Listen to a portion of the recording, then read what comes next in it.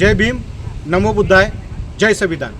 मी अक्षय कांबे सावित्रीबाई फुले पुणे विद्यापीठामध्ये या मुख्य इमारतीसमोर उभा आहे। सावित्रीबाई फुले पुणे विद्यापीठाच्या शिक्षणशास्त्र विभागात एक धक्कादायक प्रकार घडलेला आहे। व्हिएतनामच्या काही संशोधक विद्यार्थ्यांनी शिक्षणशास्त्र विभागाला गौतम बुद्धांची, तथागत बुद्धांची एक सुंदर अशी मूर्ती दिली होती। ही मूर्ती 6 फूट उंचीची होती आणि भव्य आणि दिव्य अशा प्रकारची ही मूर्ती होती।